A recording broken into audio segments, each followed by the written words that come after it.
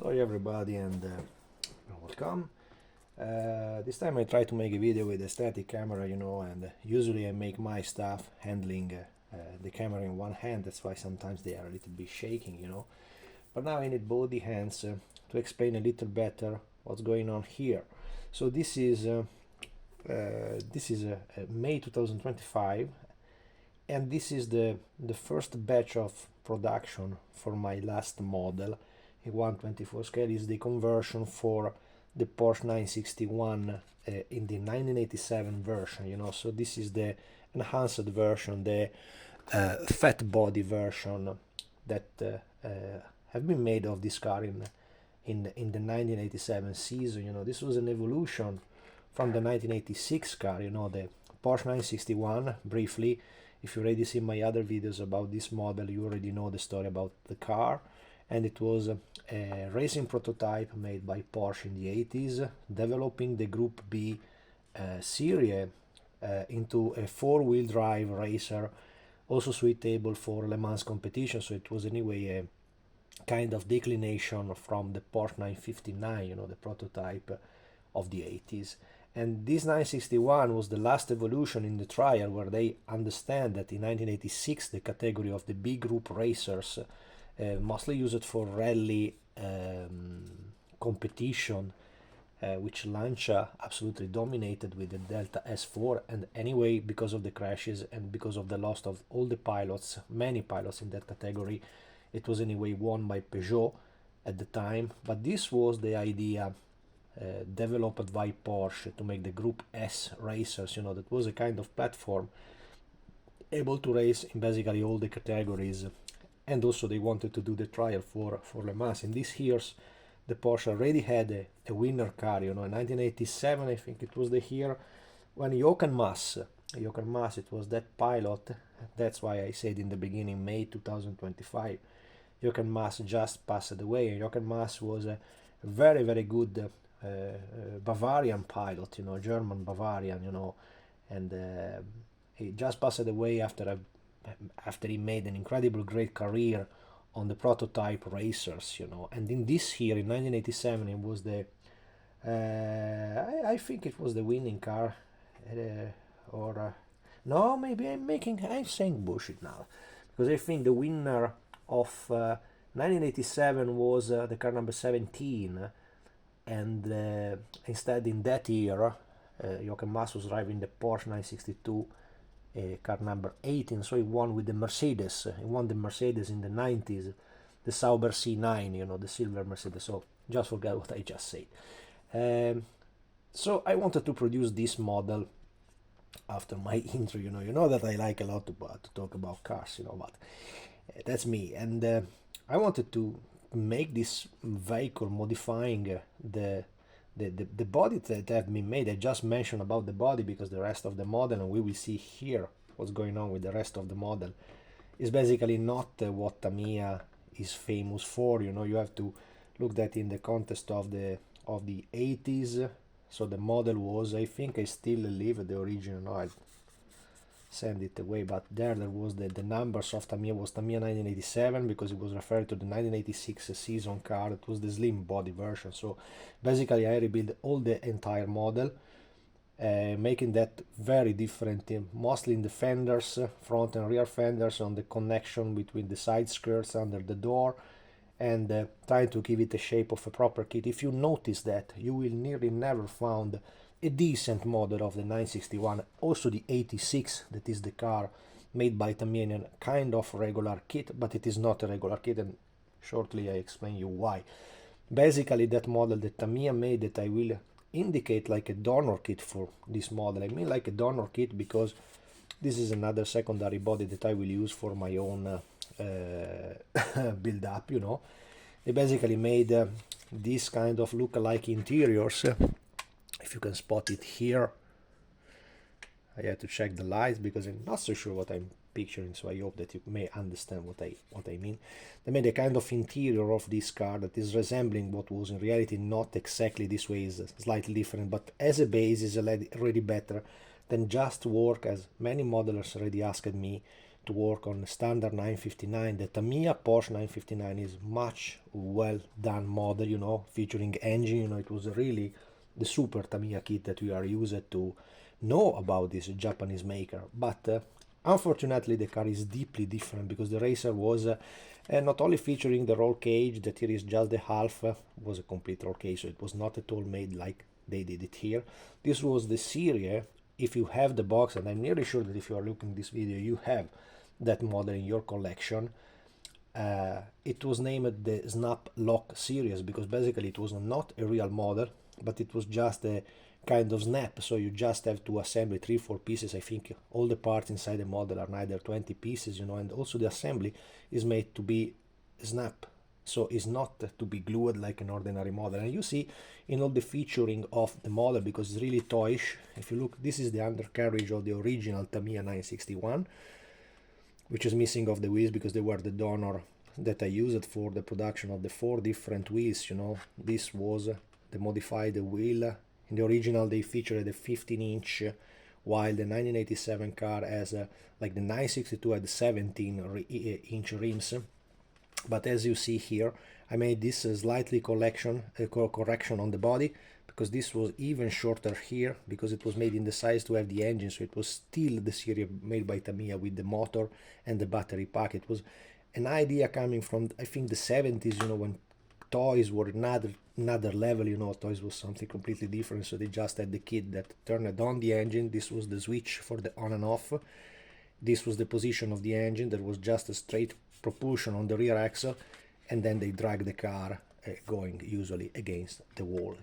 And because they were made to be crashed so very often, the result was that the plastic involved in the body of the 961 is neither an ordinary plastic. If you look carefully at that, it's something like a little softer, like a little smoother. It's not the ordinary plastic from Tamiya, because it's a kind of ABS made to resist very, very strongly to the heat, you know, so it's horrific to work with that model. So my idea was to use that like a donor, and that's why I had this idea about the separation of the windshields, you know. And I show you why. When I produced this model, of course I wanted to do a conventional model, so I mean typical of my conversion, and mostly because I like to maintain the prices of what I do in a realistic area, you know.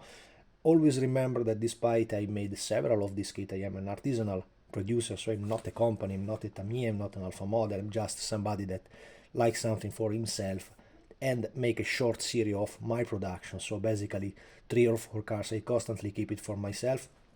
There is some subject, like for example the R6 that I made, the Porsche R6, the Rebuckle car, or the Sunoco car, that have been completely sold out. So very often a lot of modelers around ask me if I have parts for sale, so I made a short production of this, and already this first batch that was originally my first production of idea is completely sold out.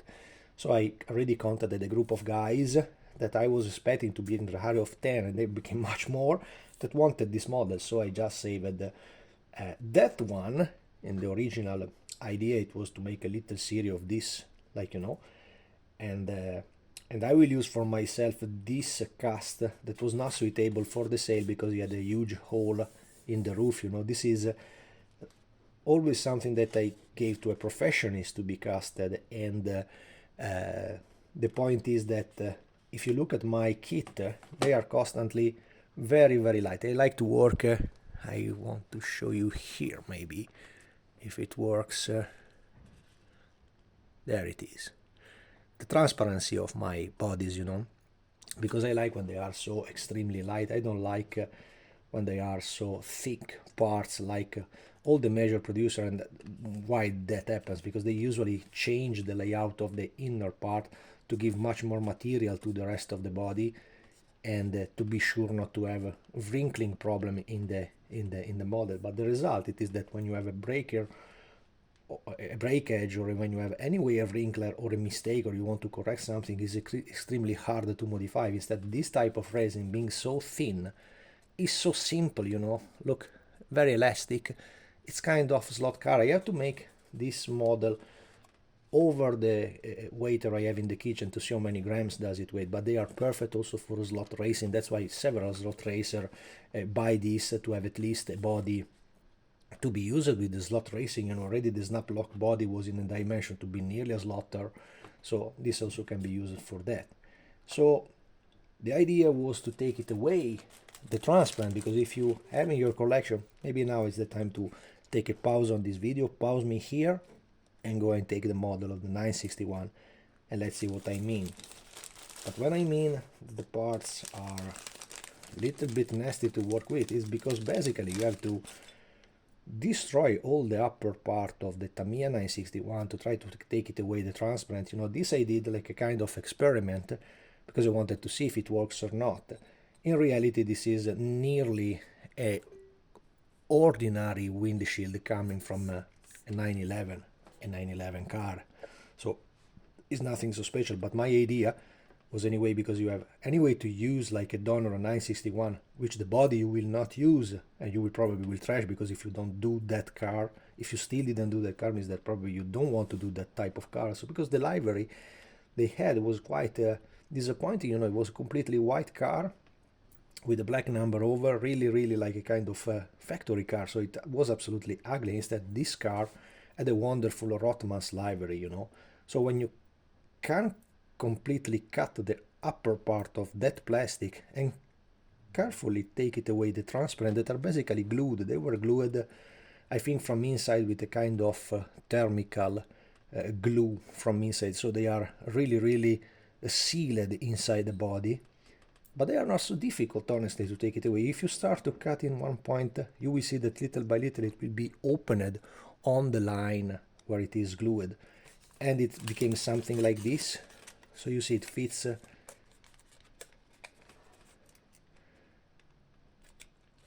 you see, it fits basically perfect on the body because it is the same body shell. You see, I hope that you can see what I'm doing here. The tricky part is just that if you want to go and simply do not use that model and simply use another windshield from a 911, which I still didn't test, always remember that even if all the companies are making the same model of the 911, nearly all make a slightly different transparent part. For example, the Revel part is one of the best. Tamiya is the best at all, but Tamiya conventional, so not this type of Tamiyas. If you take a Fujimi model, for example, they are slightly smaller, so because all the A pillars are in a slightly different angle. Don't ask me why, because basically in the real car it should be always the same. It was slightly different for this 961 because it just resembled the line of the 951 being a complete prototype car, so it was completely not a 911 at all related, you know. But as you can see here, this is the part that probably is the most important. I hope with the camera you can see the angle, because this should not have any cornice around. You know, sometimes when you see the 911 the windshield is deep inside. Instead, this one had to be really, try to get closer to the cam.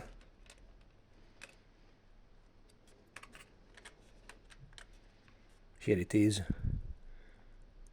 Have to be completely close inside the frame.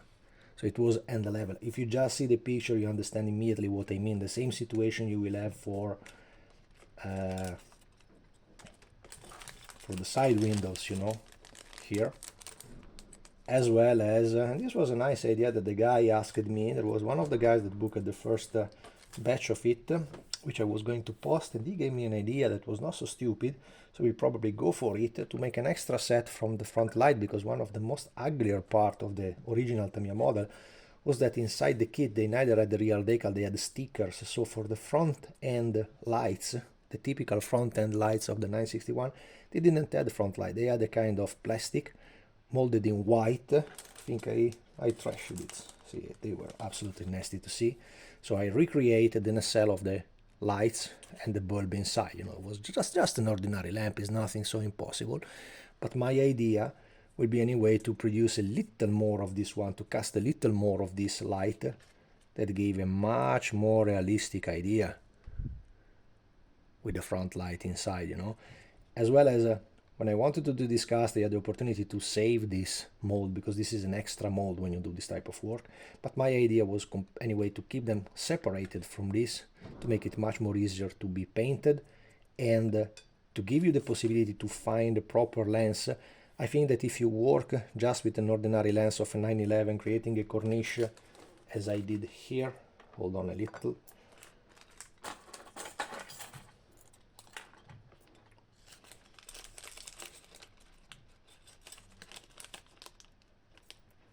You can create something like this. This was a test, of course. So it's basically transparent light with a white corniche to be placed inside there. This was a test that I made in the first edition that I made of this model that have been destroyed, but this is anyway an idea, you know. I think it was coming from, let me guess, or old Revels, something like that, a front light coming from them, but you can make your test and you anyway have the room to do test on this side. And what else can I say about this model? Other part that I made it is always consider that what I'm showing is a pre-test. So of course, for example, this is one of the final bodies that in my opinion is casted extremely well. I made a little cleaning of this stuff. All the one that I sell, I made a basic cleaning. Then of course, you know, some irregularities like this one you can correct by your own, like here you can correct. I made in purpose this detail here. You may say, ah, Paolo, you sent me a part without this. Yes, because this was something that if you look carefully in the picture was a slightly different point from the ordinary 959 that had a much smaller air intake here. This was for the side radiators of the turbo engine, you know, and they had two line here, two vents here basically. That is have been a little bit tricky when I made the original model in the beginning to be placed. So that's why I leave those two teeth here to have the referring point on where to start and keep the parallel to arrive here, and then make a sanding and you will have the ordinary perfect detail. So that's why I could not involve this part.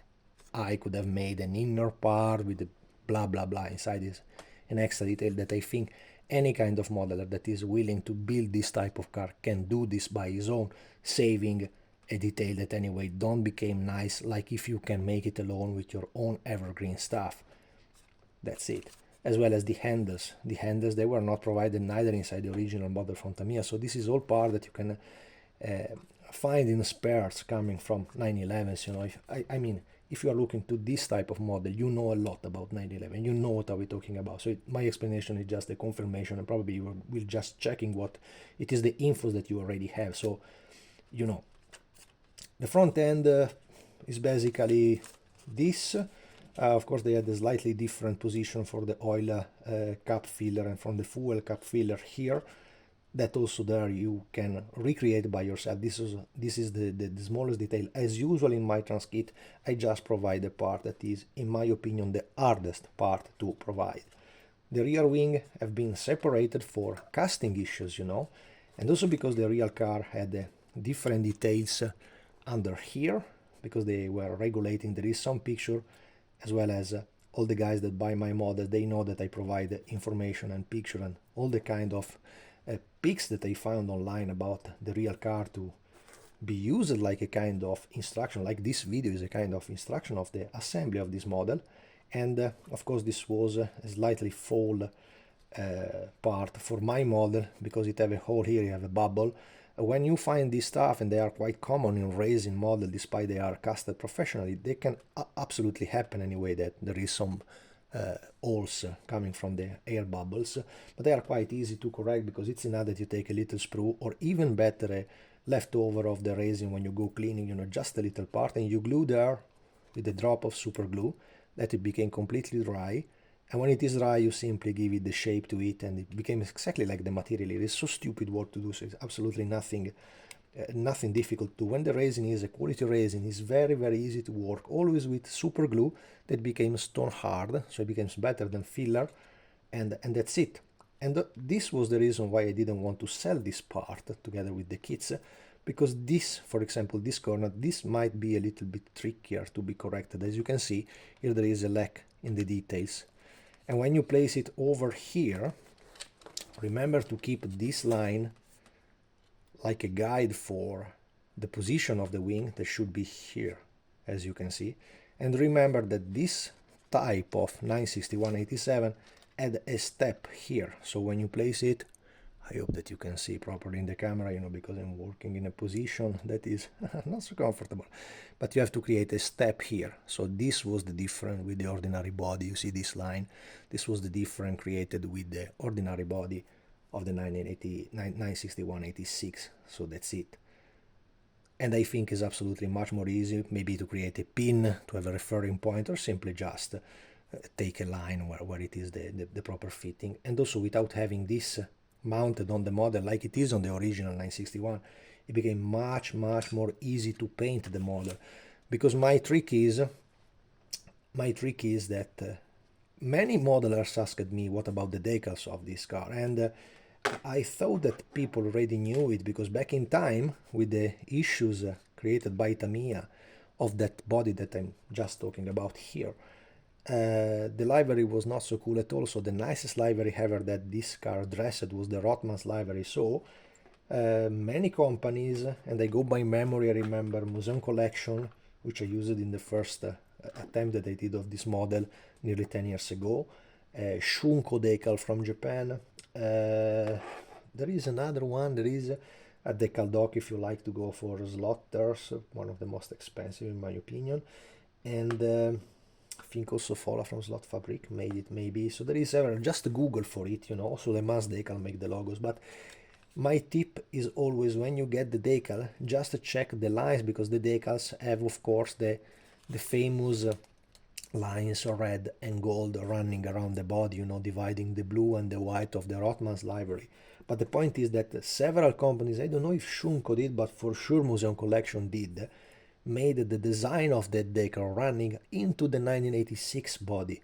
So today, with the experience I made it before over this model, my idea is to go for a painting of that livery. I know that is not so easy, because the red line, it's very bright colors over white, so it's really a little bit complicated, but it's the same if you go for painting a 962 LeMans livery in 112. The decal is cool, but if the decal is not ultra precise and ultra well done, and all these decals that I mentioned are not so precise, try to go for a painting of the stuff. You start from a white, then you go for gold, then you go for red, and then you go for the blue.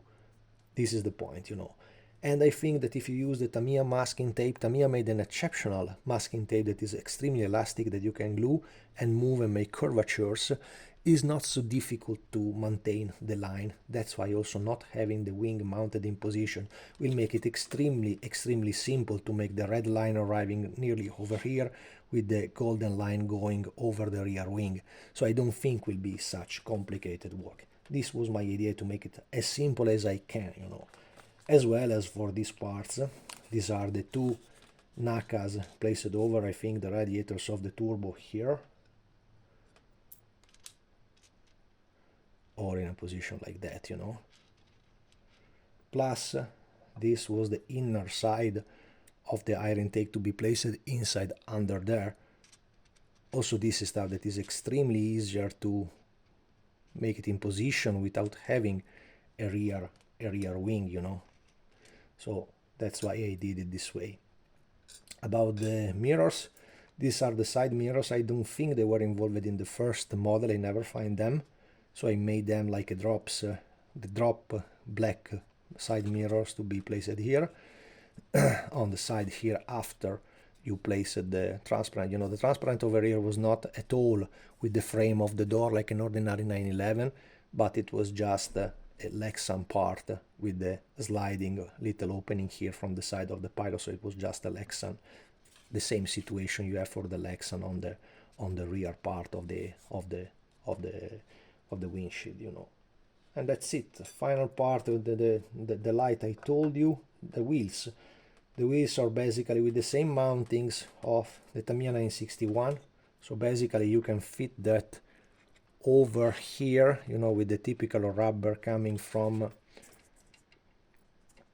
little better right to see that, with the little rubber coming from, if you want to go for this solution. That was anyway the nasty part of the Tamiya kit. It was that they made an horrific model, but the lines and the setup is constantly well done by Tamiya, constantly, also in those toys. So it's always better, in my opinion, to work with them anyway, to try to save them, because they are anyway well done. The taking care and the study they did about the lines were constantly were spotted on, also in the 70s, also in the 60s. And as I said, with the detail of the wheels made this way, I basically retook exactly the Tamiya part to be fitted in the position there and to go there to have the proper setup. I hope that you can see that. Always remember that this 961 have to be extremely low rider, have to be completely on the ground. They were never so tall car, they were never looking like an ordinary street car. They were completely, as you can see from the car there, they were, this is not fixed of course, but if you look at the setup, it's very easy to obtain a correct setup with a car that is basically a blade on the ground. That's it. What do you have to add more? I didn't add in the transcript because I think that everybody have, and they were slightly different, the ordinary Recaro seat. And if you don't have it, drop me a mail because I have extras for it, so I can also place one more in the box. So I don't think it's something so special because everybody can have an ordinary Recaro modified and so on. This is the Recaro from Tamiya, I think from the Alpha 155. That everybody can collect, and that's it. I hope that you understand which is the meaning of this transkit, and I hope that it happened to me with the R7 car that I had a model from Spain. That was a kind of skilled modeler, I think, making so nice models, and he bought one of my kit and then he said, Paul, I cannot make it, it had a little breaking here, I had a little, or something stupid. So maybe the guy didn't like my model, so send me back there and I will never give you anything again. So it's no problem for that. And that was the model that I used to make my R7 that you see in all the pictures that I did. Something can happen of that, after asking discount and after, it was a tragedy. Sometimes to deal with guys, they really think that you are a company. I am not a company, I'm a one-made modelers. Simple like that. And that's it, guys. If you need more infos, just write me, ask me. I am already in the production of this schedule for the end of this month, like I said in the beginning. Then I had this first batch of few cast arriving because the caster was making some, and he said, the car became so nice, do you want to start to sell maybe the first part? So I did it, but right now they are available, so just drop me a mail, and I think that I can give you everything you want. Several modelers I see are buying 2-3 models, so because they really like to have maybe one for themselves, one to maybe be made, and one maybe to give to the friends. So for me it's an exceptional model, and it was really lacking in the collection of Porsche models, that everybody should have it, and the car was so iconic and so IMSA GTX categories, something really part of the history of Zuffenhausen Porsche motorsport history. So for me it's so important vehicle. I hope you like the video, guys. If so, press a like, subscribe, activate the bell for news, and that's it. Thanks for watching. See you in the next one.